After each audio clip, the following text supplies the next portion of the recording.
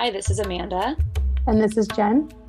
and you're listening to Just This, a podcast that explores everything around being and becoming a mother or parent. We're excited to have you join us as we dive into the practical details as well as the unseen energetics on topics that span from preconception to years after birth.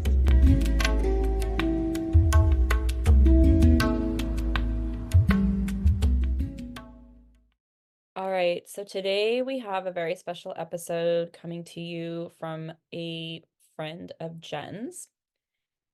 Yes. And we want to start by saying this episode might be triggering for some. It deals with pediatric cancer and chronic illness of infants and young children. So if you find that that might be triggering to you in any way, we 100% understand and invite you to skip over this episode, delete it from your downloads, whatever you need to do to create your own energetic protection. We talk about that in the episode itself. And we also think it's a very important episode if you are open to listening to it, because it is something that is more common than probably we are aware of, and it is around us, and it's something that people do deal with, and we want to acknowledge that and hear from those that are in that position, not just as a resource for others who might be in a similar place, but also as a good window for those of us who are maybe on the peripheries or know people who are in a similar place of how to support them or how to handle that energy and situation with those other people in our lives. Anything else you want to say there, Jen? I'm all quiet here. Yeah, I think you hit it on the head right there. So it's perfect. And we do thank you for listening, even though it might be hard to listen to. And this episode, we specifically planned this to come out this time of year because we know this season is really steeped in gratitude and giving. And while this might be a harder topic to listen to or to talk about, our hope is, and what comes through, and you'll hear from Sarah, there is a lot of hope behind and a lot of faith and a lot of beauty that comes out of these difficult situations. She lists in there a link that you can donate to specifically around this cause if you do feel like giving in that way. But we invite you to take this, hopefully be inspired by it, to support and give in other ways, and or reach out to receive if you are in a similar situation. Other ways you can support and give if you're in the supporting and giving place are simply sharing this episode with people that you might know that could benefit from it, that are, potentially in a similar situation. You could also, there's tips in there on how to support people who are in situations like this. So feel free to take those and run with them, and or just be inspired to maybe find a cause that's important to you. It could be something completely different, and know that just something as simple as reaching out around that cause in some way, shape, or form is always energetically supporting and putting our energies in ways that we can come together as community and as just human beings to help each other through hard times. Yes. Love that. Well said. Anything? Nothing else from No, you? we're really grateful. Talk about gratitude. We're grateful for Sarah sharing her story, and for you, if you're able to at this time, listen, and if not, then come back when you can. And there's power in knowledge and hearing other people's stories. So, yeah. All right, enjoy the episode. All right, today we're here with a special friend of Jen's who I'm really excited to talk to and meet. We have Sarah. Hi. Hi. Jen was just saying they've known each other for a couple of years. Sarah's been through some pretty powerful experiences as a parent, which I'll let her introduce herself. And then Jen, you can kind of take it a little bit from there. So my name is Sarah Perry. I live here in Reno, close to Jen. That's how we met, was in the neighborhood that we live in. I'm married and I have a almost 22-month-old son. Today we're going to talk about sort of some of the medical problems that we've faced with our son and how we've gotten through those things and gotten out, the other side where life becomes beautiful when you overcome so much difficulty and draw closer as a family. And so anyway. Yeah. I thank you for coming on because I think that a lot of people that experience NICU, it's very difficult. And then from an outside perspective, not knowing how to support families in those situations and what that experience is really like. And that's really why I wanted to bring you on. And so I appreciate you taking this opportunity and really opening up. And I'm sure it's and I'm sure we'll get emotional too. So yeah, so how did everything start? How did they find it? My water broke 7 weeks early. I was 33 weeks pregnant. I think I was 33 and 4 when my water broke. So we went to the hospital and they confirmed it and admitted me because, of course, with infection risk, they're not going to send you back home. So they gave me steroid shots to try to make sure that his lungs were developed enough to be okay once he was delivered. I had him, and then they learned that I had placenta accreta. So rather than my placenta delivering after my son, they had to take me in for emergency surgery and remove my placenta. They were almost going to have to do a hysterectomy, but they didn't. They were able to save my uterus. Basically, I had a C-section surgery for my placenta after I had my baby. So that was one difficult thing that we faced at the very beginning, besides the fact that we were worried about him being so early. He spent 15 days in the NICU. That was hard, to be released from the hospital and go home and be in our new house, me and my husband, without our new baby until 15 days later, we were able to bring him home, and it was right before my husband's birthday. So that was fun. And then at 3 months old, he was diagnosed with RSV, and we had to be admitted to the hospital because of the fact that he was a preemie and still very young. They were concerned about his breathing ability with RSV. So that was extremely scary. But then what ended up being the hardest thing that we've ever been through, even though at the time we thought that those first 2 difficulties were enormous, then we received something even more difficult, which was a cancer diagnosis. So our son was diagnosed with acute lymphoblastic leukemia at 8 months old. It's very, very rare. Leukemia in children is very curable, and that's from ages 1 to 10. But under the age of 1 and over the age of 10, it becomes extremely high risk, and the survival rate goes down drastically. So our son had a 37% chance of survival at diagnosis. And infant leukemia is so rare that of 1 million children that are diagnosed with leukemia, only 48 of them are infants under the age of 1. Wow. So those numbers were things that I couldn't emotionally handle at the beginning of diagnosis. So I remember sitting in the hospital like the day after we got his diagnosis and telling my husband and telling our doctor that I didn't want to know anything yet. I didn't have the bandwidth for that, for anything more than I was already feeling and suffering and experiencing. So I asked them, if you guys want to talk about it, please don't share anything with me right now, because I just couldn't do it. I don't know how else to explain it. So I didn't actually know any of those things until pretty recently, as our son went through treatment and got into remission. And I started joining like Facebook groups of other families. I started to learn a lot of what other people go through. And now I can process that information in a healthy way. Looking back, it was like, you just don't know if your child's going to survive, if you're going to have your family. And it was the hardest thing we've ever been through, because he was a baby and he didn't know anything except he didn't feel good and he didn't want me to put him down. So essentially for almost a year, I had to hold my child. It was hard to even get a shower or go to the bathroom. And a lot of the year we were inpatient in the hospital. When we were home, we were isolated because he had no immune system. So we couldn't be in public. I couldn't go grocery shopping. I couldn't go to church. I couldn't do anything.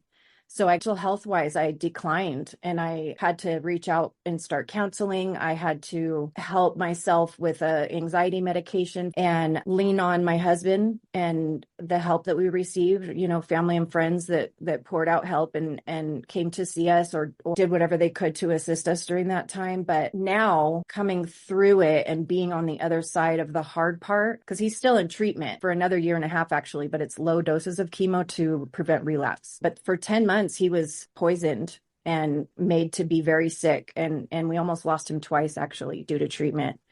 Now that we've come out the other side and gotten through something so difficult, like I said, we have really grown very close as a family. We've become stronger. I think married couples, it's a make or break situation. So I've seen people lose their lose their spouse, lose their home, lose their job. And I've seen families on the other side of it. And thank God we're on the side that became stronger. And I am really grateful to my husband for the way he leads our family and takes care of us and works really hard so that I can stay home and be with our son and not have to put him in daycare and go to work. I'm just grateful. It makes you not take anything for granted. It makes you really appreciate the little things is really what it is. And like we could do anything. We could really do anything now. We've been through so much. Yeah, like a question that comes up for me, just like you said, it's like you would do anything for your child, and you're in these positions and it's like holding him basically for a whole year. I'm just curious, like how you were able to like balance your own health and like the million emotions. I mean, even just a normal postpartum experience, it can be explosive. I mean, the partner is dealing with so much, but on this layered on top of that, after all you've been through, because you didn't really even have a chance to heal. It was never that space because it was such an acute, immediate situation after situation after situation. I'm just curious what resources were for yourself to like get you through to where you are now. I would say people. I think that the best support that I had through the darkest times were the people that I was surrounded by. And like I said, we weren't able to do anything. We couldn't really have visitors. We couldn't go out in public, but we had to go to the hospital. So the people that work in the hospital, in the infusion center and in the pediatric ICU, where we spent a lot of our time, those nurses became my best friends. And my husband's support even, and his doctor, his oncologist at Renown here in Reno, is a phenomenal person. If there's a love that's almost as strong as a mother's for their child, that's how she feels about Lane. So when we hurt, she hurts. When we are struggling or something's going wrong, the whole team is pushing to us. I hesitate to say this, but we had even more help and more compassion than other people because of how special Lane became to everybody at this hospital. So I'm still to this day really close with some of the nurses that he's had taking care of him. And we spend time together outside of the hospital now. And so that was a huge factor for keeping me sane and having hope. My husband and I have like a firm foundation of hope in the Lord. And so we believe that prayer works and that we have to rely on God as our healer and provider. And so that was also a big factor in how we got through this hard time. The Northern Nevada Children's Cancer Foundation was a huge support. They help both financially and emotionally support families through these types of diagnoses. So at the very beginning, we get a call from the executive director of this foundation telling us, don't worry about rent for the next few months because we're going to take care of it for you because we want you to focus on your child. And this cancer foundation does that for every family that gets an oncology diagnosis in Northern Nevada. And this organization doesn't exist anywhere else. That resource wouldn't have been available to us. And there's a lot of people, like I said earlier, that lose their homes because they lose their jobs and they can't keep up with the appointments and they're drowning in debt and it completely shatters their life. And here we are in the complete opposite situation where even though it was really, really difficult, we had it a lot better than a lot of people, easier than most, I would say.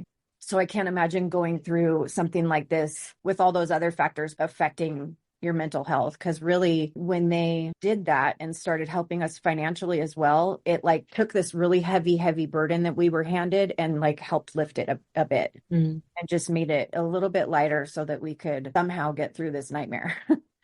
Yeah, I hear that's one of the challenging things for families is all that time at the hospital. And if they have other kids, trying to manage spending time with their sick one and then also still taking care of their family and kids at home, which is extremely difficult. Yeah. They say that's their second home, essentially, right? At the hospital. My kind of question that I always kind of in the back of my head is how we can support families and friends that are in these situations, because I hear that sometimes they don't actually get the support and they kind of say things that aren't supportive and more hurtful. Not that they're trying to hurt someone, From your perspective, what should we say or not say in these situations? And then any advice for family and friends? To answer the first question about what not to say, I remember one of the moms that I've connected with, she actually lost her child to pediatric cancer. And one of the things that she struggled with that people would say to her after her baby died was everything happens for a reason, and kind of dismissive, but like you said, not intentionally, but saying things that as a parent who's grieving and lost their child, not what I would want to hear. What you can say, what's more comforting is just, I can't imagine what you're going through, but I am here for you and we love you guys. And if there's anything we can do. And that's what I always say, because I make it a point now to make myself known with the new families that are coming into the infusion center, because I want to help bring somebody through a little bit easier what I've just walked through. That helps me find purpose, gives me fulfillment. I always tell those families, if you're inpatient and you need food delivered, if you need shampoo and conditioner because you forgot it at home and you need to take a shower, even when people don't answer or are too afraid to accept help at the beginning, I'll just go get a Happy Meal and bring it to their kid.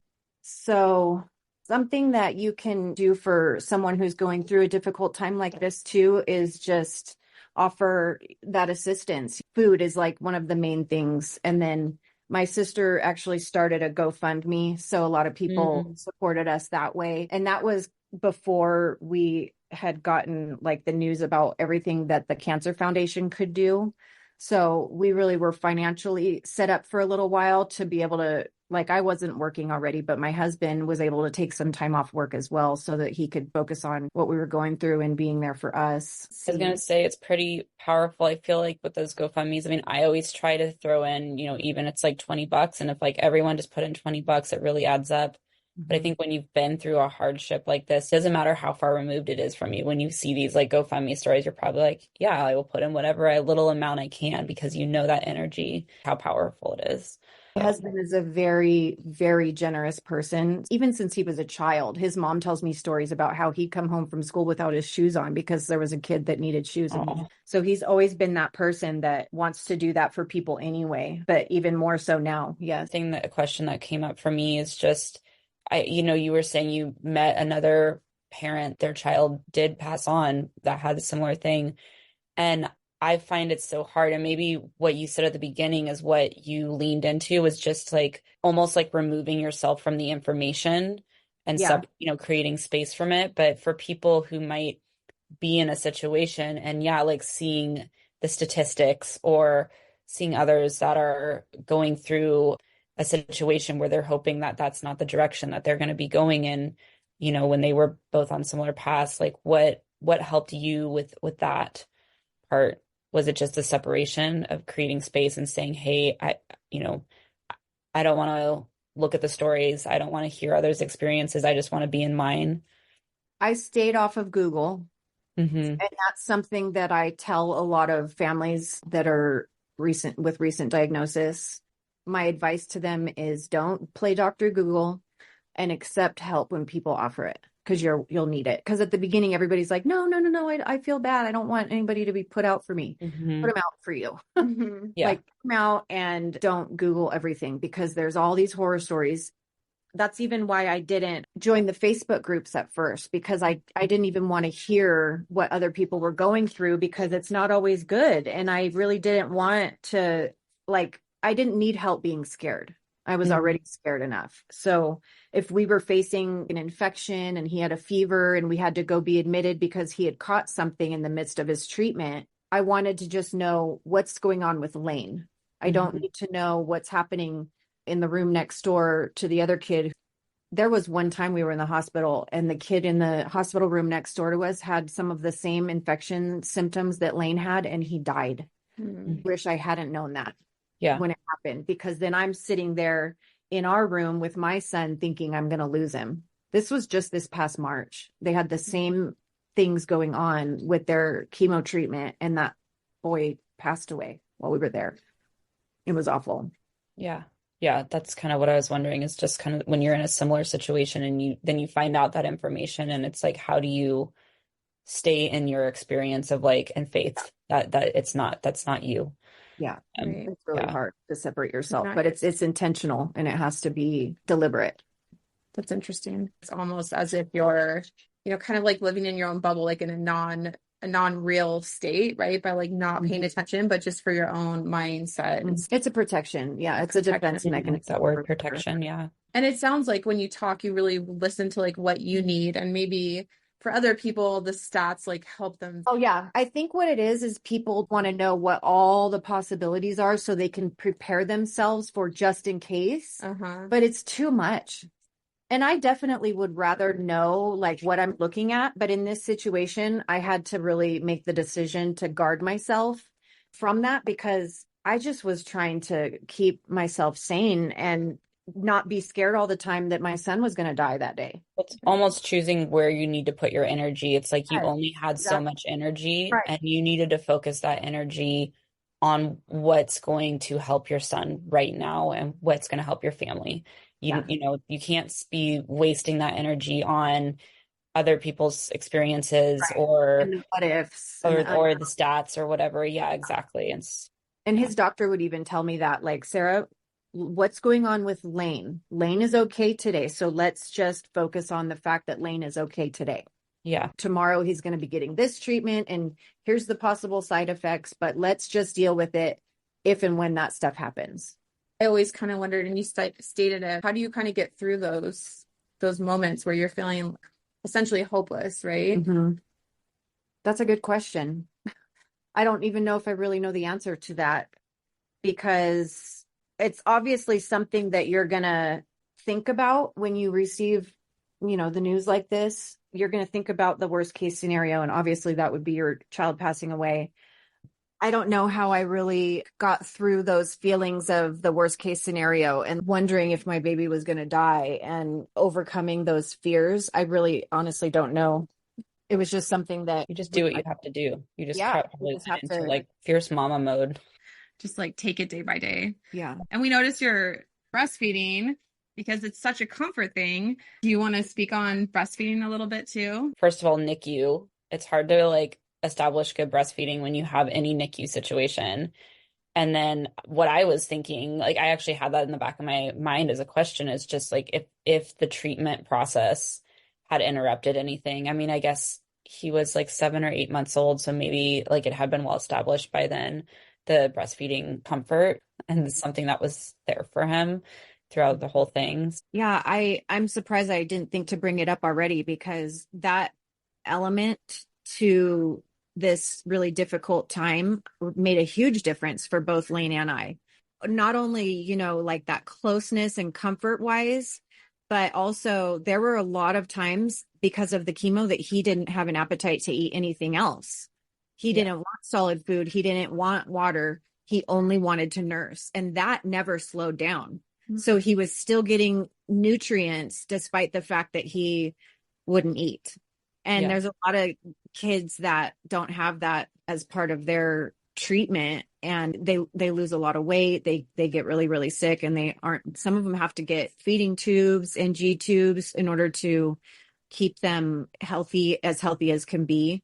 Lane never had to have any of that during his cancer treatment because he was always, always nursing.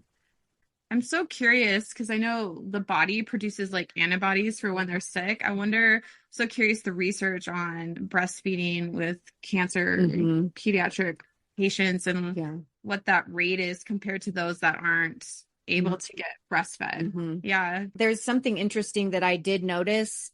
So there's one of the chemos that the kids receive causes really bad mouth sores. So all in their mouth, they have canker sores. It's called mucositis, I believe. And they've never known any kid to go all the way through that chemo and not get at least a mouth sore. And Lane never had one, not one. And they think it's because of the breast milk. Yeah, I believe it. I mean, I'm sure Amanda does too. Yeah.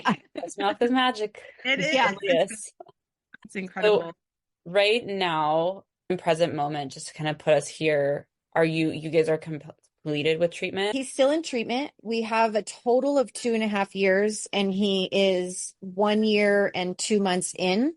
So Wow. he still has a year and 4 months left. But the frontline treatment of chemo, which was 10 months, And then he switched to maintenance, which is the low doses, which prevents relapse. So he'll still be taking maintenance chemo until December of 2025. And that's when he'll ring the bell and we'll have the big party that he's officially beat cancer. My biggest fear now at this point is relapse of the leukemia. It's something that happens and nobody knows why. So that's just something that we have to keep a lookout for. The symptoms that he presented with that caused me to, take him to the doctor and then eventually to the children's hospital were flu-like symptoms, fevers, vomiting. That was when he was first diagnosed, you mean? Yeah.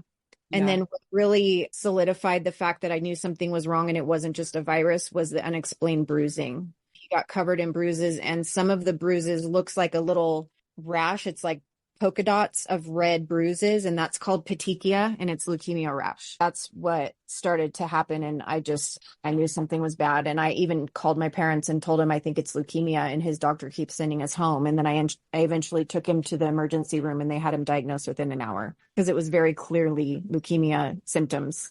And his pediatrician just kept saying it was a virus. You knew it was, you basically just from like looking at WebMD or whatever, you were like looking at the symptoms. Mm-hmm. Yeah.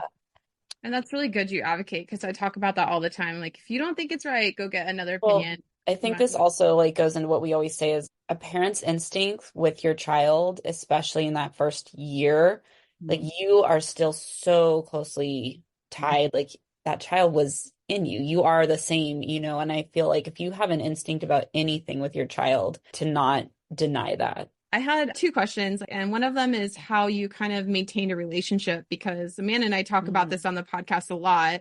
So do you feel like really helped solidify and strengthen that bond in that relationship with your partner, with your husband? I have to give it up to him and give him so much credit for this because he really did carry our family through this difficult year. And I really, really struggled with just keeping my mental health healthy. There were times when I was in such a bad place. So how did we maintain our relationship? I would really credit a lot of that to him because he was very gracious. He was very forgiving. He was a good leader. He would always provide for us. He is a godly man and a man that would deny his own desires to do what the right thing is, just because it's the right thing to do. He's a man of character and integrity, and I'm so lucky to have him. And I know that I'm a good wife and that he feels lucky to have me as well. And so that mutual respect and love, truly love that we have is deep, and it's something that can't be broken now. Neither one of us would do anything to break it because we have such a respect for each other. And I've made mistakes and he's made mistakes, but it's like a competition of who can be more forgiving so that you can maintain that connection. It's important to still, even after years of being together, really make an attempt to do special things for each other. Right. And even if we can't go out on a date night alone because we don't want to leave the baby, we make sure that we have intentional time for each other because especially now that things are easier, that's getting easier. But during this time, it was just basically bear down and get through it because it was a long time where it was just existing. We were in fight or flight mode. And so there was no romance. There was no, what can we do together? It was just survive. But if you're committed and you have mutual commitment and the desire to make it work, and it'll get better eventually, that's why it will work. And I'm just really grateful for him. I think what stood out really was the forgiveness and that respect, because I think that's, especially when you're in through hardships, you're gonna, you're in survival mode. You're not gonna make the best choices all the time, and having that respect, first of all, to understand and know on your end too that, yeah, okay, thank you for forgiving me, and also I will be respectful in the future type thing. Yeah. And having grace for each other. It probably made it real for you guys too, is there was probably very few arguments in some ways because it's what really matters here, right? Your son, and you guys don't have time to argue about stupid shit. The stupid stuff probably fell to the wayside because it's it seems so minimal compared to life and death, which is what you were dealing with every day. Exactly. So my second question is, and Amanda and I talk about this a lot, is this kind of transformation that you have and kind of establishing a new identity, I guess. And you're so just in the throes of it. You haven't even, it seems had a chance to even necessarily reflect back that identity, like who you were prior to all this kind of happening? I'm sure the person you were when you got pregnant versus the person you are today is a totally not different, but transformed being. Again, it's something that like I don't even know if I have a conscious answer or a specific answer for how everything kind of morphed from where I started to where I am now, because it's like forced transformation, like I didn't know all this stuff was going to happen aside from, yeah, we were trying to get pregnant and then want to have a baby. That part we planned. Everything else was like caught us off guard and, threw us a curveball in life.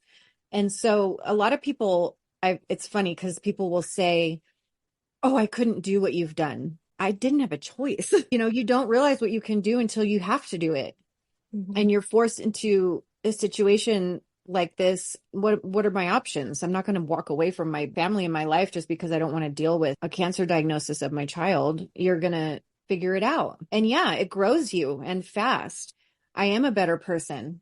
Not that I wasn't a good person before, but I've learned a lot about myself. I've learned a lot about my marriage. I've learned a lot about my husband and all the peripheral things as well. And here we are, stronger and better for it on the other side. Did you have plans to stay at home and take care of him?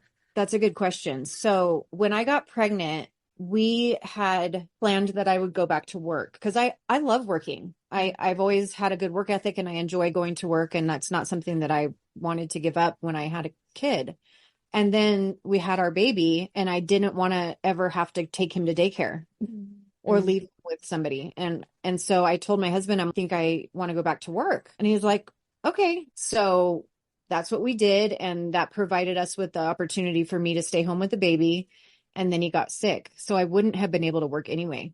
But luckily we had already set it up that way and planned our lives that way where we didn't have to make any adjustments or different arrangements after diagnosis. It was already what we were doing. So that made it somewhat easier as well. I feel like I could just ask more questions, but yeah, we're on time too. Yeah, I mean, this is just so powerful. And I just want to, thank you again, because I know this is going to be so beneficial to someone out there. And just what you were saying is, where you've gotten from where you've been, like I can only imagine in like another year or two, just like the continued transformation and like good that as hard as like everything that's going to come out of you and like your family to somehow like radiate that into the world. I mean, already like I can see it. So super powerful. Yeah, just anything else you want to say, or I don't know. One of my favorite things to do now, like I said earlier, is to like connect myself with somebody else who's new in this process and not even just with cancer diagnosis, but really anything. And the Cancer Foundation, the Northern Nevada Children's Cancer Foundation, has been inviting us to their events, their fundraising events. So I get to go and talk to these big group of people that are donors to this organization and show Lane to them and say, when you donate to NNCCF, it goes to help families like ours. And here's my son on the other side of a year-long high-dose chemo treatment, and our family is intact. And that, and so I get to go say thank you to those people, and it's really powerful as well. I mean, again, it's just fulfilling and really moving for me. It keeps me emotionally healthy to be able to do stuff like that as well. Pay it forward. Pay it forward. Yes. And we always like to kind of leave, like, what is a tip you'd give someone entering just for starting out here in this situation, maybe similar to yours, a tip for them, and then a tip for the family and friends that are there around to support them? Again, the tip for the families starting out, having to walk something like this would be to accept help. Don't let your pride get in the way. Don't think you don't need it. Because it's not a race. It's not a short sprint. It's a marathon. Mm-hmm. And there's going to be several years of, being a part of this journey ahead of you. So accept help. And then for families and friends around them to just offer help, offer love. And a lot of times it's not words of advice that is needed. It's just action and love. Action. Yeah. Even a simple text, I think sometimes not needing any response of just like, I'm thinking of you and we're sending our love, like we're praying for you or whatever you want to say. I think that just knowing that and getting that and knowing that they saying like, you don't have to respond to this because you're already dealing with a million things. So Say too, when you offer help, you want to kind of specify if possible, because then they're more likely to say yes. But once a week or even every other week with like, hey, can I drop off dinner at your doorstep? Or if you're in the hospital, can I Uber Eats you? And then I think it's really important too for the families that want to offer help, don't do it and then go telling everybody, hey, I'm doing this. Humility goes a long way in making it remain genuine. thank you again so much. Yeah. Really appreciate you being here. Yeah. Pleasure. And just really opening up, because this is I know it's not an easy topic to talk about. And before we head out, is there any way if somebody wanted to reach out to you that you'd feel comfortable sharing any information or anything like that with them? Okay, we can include that in the show notes then. I can put my email. Great. Thank you so much. Thank you. Take care. Hey there, amazing listeners. We just want to say a huge thank you for tuning into our convo on the Just This podcast today. We appreciate each and every one of our listeners, and your continued support means the world to us. If you enjoyed this episode and found value in it, we would be incredibly grateful if you could take a moment to leave us a review on your favorite podcast platform or share this episode with someone you think would enjoy it too. Your reviews and shares not only motivate us, but they also help others discover our show. We're also all about keeping the conversation going and hanging out with our incredible community. Head over to justthis.site, that's justhis.site, where you'll find additional resources, ways to connect with us, and join the conversation, plus some more goodies. Thank you again for being a part of the Just This community. We'll be back soon. Until next time, remember to take care of yourself and embrace the wonder as you navigate this extraordinary adventure.